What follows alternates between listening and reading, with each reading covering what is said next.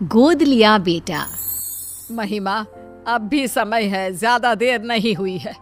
वंश को चलाने के लिए लड़का ही जरूरी होता है। लड़कियों का क्या है, वो तो पराया धन होती है। एक ना एक दिन तेरी बेटी दृष्टि भी अपने ससुराल चली जाएगी। फिर बुढ़ापे में कौन तुम्हारा सहारा बनेगा, कभी सोचा है तुमने? मम्मी जी, मैं आपकी बात समझ रही हूँ, लेकिन किसी दूसरे के बेटे को हम कैसे अपना लें भला? जिस किसी भी बच्चे को हम गोद लेंगे उसकी रगों में तो किसी दूसरे का ही खून होगा ना, और मैं दूसरे के बच्चे को पाल नहीं सकती। हाँ माँ, महिमा ठीक कह रही है। वैसे भी दृष्टि अब 8 साल की हो चुकी है, सब समझने लगी है वो भी। अगर हम बच्चा गोद ले भी लेते हैं तो हो सकता है कि कल को वो भी उस बच्चे को एक्सेप्ट ना कर पाए। अरे वो सब तुम समय पर छोड़ दो, समय के साथ साथ उसे भी सब समझ में आ जाएगा। वसुंधरा अपनी बेटे बहू को रोजाना यही बात बोलती, जिसे गिरीश और महिमा नजरअंदाज करते रहते। फिर एक दिन, तुम लोगों को पता है वो जो हमारे पड़ोस में विमला रहती थी ना, जिसकी सिर्फ 2 बेटियां थी, आज उसकी बंद कमरे में लाश मिली है। जानती हो, उसकी सास ने भी उसे समझाने की बहुत कोशिश की थी कि किसी लड़के को गोद ले आए, लेकिन उसने अपनी सास की एक ना सुनी, और देखो आज कंधा देने वाला भी कोई नहीं। वसुंधरा की इन बातों का गिरीश और महिमा पर इतना ज्यादा असर पड़ता है कि वो तुरंत ही बच्चे को गोद लेने का फैसला कर लेते हैं। तकरीबन 3 घंटे की प्रक्रिया के बाद गिरीश 6 साल के हर्ष को संग लेकर घर पहुंचता है। आप यही चाहती थी ना माँ कि हम एक लड़के को गोद ले आए? तो देखिए, ये रहा हमारा हर्ष। ये तो तुमने बहुत अच्छा किया बेटा। अब एक काम करते हैं, कल कुछ पंडितों को बुलाकर इसका शुद्धिकरण करा देते हैं। शुद्धिकरण? ये क्या होता है?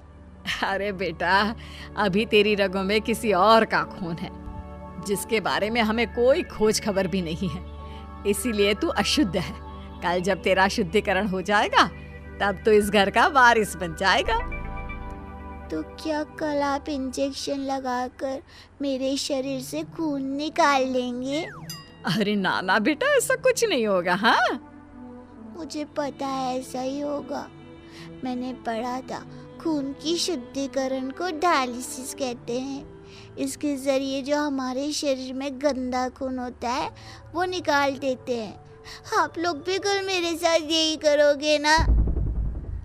हर्ष के मुंह से इतनी छोटी सी उम्र में इतनी बड़ी बड़ी बातें सुनकर सभी दंग रह जाते हैं। आप कहां से लाए हो इस बच्चे को जो इस उम्र में इतनी बड़ी बड़ी बातें कर रहा है? कहा था ना कोई मासूम सा बच्चा लाना। महिमा, यह अभी सिर्फ 6 साल का है। अगर मैं इससे भी छोटा बच्चा लाता तो तुम्हें पता ही है छोटे बच्चों के साथ कितनी दिक्कतें होती हैं। हाँ, लेकिन आपको एक यही बच्चा मिला जो इस उम्र में इतना कुछ समझता है। उससे तो आगे भगवान ही बचाए। मैं दृष्टि के पास जा रही हूँ, आप संभालिए इस शैतान को। अगले दिन पंडित को बुलाकर शुद्धिकरण की पूजा भी करा दी जाती है, लेकिन उसके बाद भी घर का कोई भी सदस्य उसे अपना नहीं पाता। वो घर में सजावट के लिए पड़ी किसी चीज की तरह था। इसी तरह 1 साल बीत जाता है। समय के साथ साथ हर्ष को भी अपनी और सौतेले में फर्क समझ आ जाता है। अब दृष्टि 9 की और हर्ष 7 साल का हो चुका होता है। दृष्टि बेटा, मैंने तुम्हारे लिए एक साइकिल खरीदी है। अब तुम्हें स्कूल बस से जाने की कोई जरूरत नहीं है। थैंक यू पापा। पापा, मेरे लिए भी आप एक साइकिल खरीद लीजिए। स्कूल बहुत दूर है, मैं आने जाने में थक जाता हूँ। अगर स्कूल इतना ही दूर है तो कल से जाने की कोई जरूरत नहीं है, घर पर बैठ जा।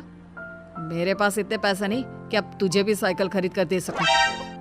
हर्ष मुंह लटकाकर वहां से चला जाता है। तुम लोग क्यों उसे अपना नहीं पा रहे हो? आखिर कब तक ऐसे ही उसके साथ सौतेलापन का व्यवहार करते रहोगे? दृष्टि की तरह अब वो भी तुम लोगों का बेटा है। बुढ़ापे में वही तुम्हारा सहारा बनेगा। माँ प्लीज, आपके कारण ही हम इस लावारिस को उठाकर घर लाए हैं। इससे आगे हम और कुछ नहीं कर सकते। ऐसा तो तुम उसकी जिंदगी बर्बाद कर रहे हो बेटा। अगर आपको ऐसा ही लगता है तो छोड़ आइए इसे वहीं जहां से ये आया था। तुम्हारे अंदर की इंसानियत कहाँ मर गई? जब से आया है तब से लेकर आज तक तुमने उसे कभी एक बाप का प्यार नहीं दिया। जरा सा भी तरस नहीं आता तुम्हें उस पर। माँ प्लीज, ये सब बातें आप मुझसे ना ही करो तो बेहतर होगा। 2 दिन बाद आज हर्ष बहुत खुश होता है और उछलते हुए अपनी माँ के पास आता है। माँ माँ, मेरा रिजल्ट आ गया। देखिए, मैंने अपनी पूरी क्लास में टॉप किया है। तुम मुझे क्यों माँ बुला रहा है? मैं तेरी माँ नहीं हूँ, समझा? अरे क्यों डांट रही है बच्चे को? माँ ही तो है तू उसकी। सगी माँ नहीं हूँ मैं इसकी, जो ये इस तरह बार बार मुझे माँ माँ बुलाता रहता है। ये सगी माँ कौन होती है? क्या माँ भी कभी सगी और पराई होती है? लो, फिर शुरू हो गया। माँ जी, आपने ना इसे बहुत सर पर चढ़ा रखा है। अब आप ही संभालिए इसे। दृष्टि स्कूल से आती ही होगी, मुझे उसके लिए खाना भी बनाना है। इतना कहकर महिमा वहां से चली जाती है। दादी, कोई मुझे प्यार क्यों नहीं करता? सब दीदी से ही क्यों प्यार करते हैं?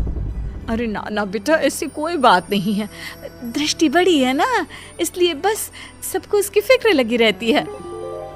फिक्र और प्यार दोनों में अंतर होता है दादी। मम्मी पापा ना तो मेरी फिक्र करते हैं और ना ही मुझसे प्यार। 7 साल के बच्चे की ये बातें सुनकर वसुंधरा खामोश खड़ी रह जाती है। उसे समझ में नहीं आता कि वो बोले भी तो क्या। इतने में ही वहां दृष्टि भी आ जाती है। मम्मी पापा मुझसे प्यार इसलिए करते हैं क्योंकि मैं उनकी सगी बेटी हूँ, और तुम्हें तो वो अनाथालय से उठाकर लाए हैं। दृष्टि, कितनी बार समझाया है, इस तरह बात नहीं करते। छोटा भाई है वो तुम्हारा। ये मेरा कोई भाई भाई नहीं है।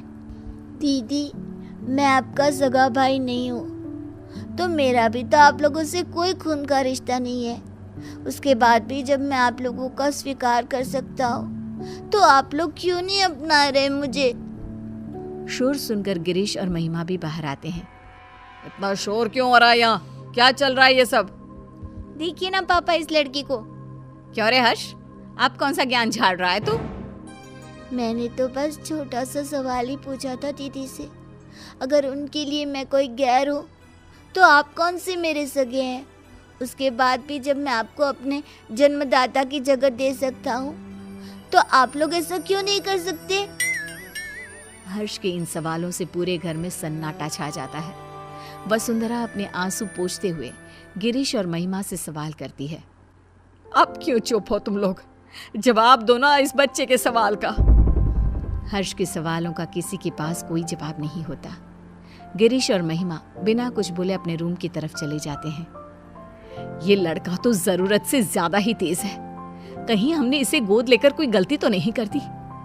अगर ऐसा ही रहा तब तो ये हमारी बेटी का हक छीन लेगा और पूरी प्रॉपर्टी हड़प लेगा। तुम सही बोल रही हो महिमा। हमें जल्दी से इस लड़के का कुछ करना होगा। ये हमारी बेटी के लिए खतरा हो सकता है। अगले दिन, हर्ष बेटा कहाँ हो? चलो आज हम तुम्हें कहीं बाहर घुमाने ले चलते हैं। सच में माँ, हम घूमने जा रहे हैं? हाँ बेटा, अब जल्दी से तैयार होकर आ जाओ। हर्ष भागते हुए अपने रूम में तैयार होने जाता है। थोड़ी देर बाद वो तैयार होकर बाहर आता है, जहाँ गिरीश और महिमा उसका इंतजार कर रहे होते हैं। मम्मी पापा, हम कहाँ जा रहे हैं? आज हम तुम्हें मेला दिखाने के लिए लेकर जा रहे हैं। कल तुम्हारे सवालों ने हमारी आंखें खोल दी, इसलिए अब हम तुम्हें अपने सगे बेटे जितना ही प्यार देंगे। हर्ष ये सब सुनकर बेहद खुश हो जाता है। उसे लगने लगता है कि अब उसके बुरे दिन जा चुके हैं, लेकिन उसे कहाँ पता था कि उसकी किस्मत में आखिर आगे क्या लिखा है। वे सब मेले में पहुंच जाते हैं। हर्ष बेटा, झूला झूलोगे?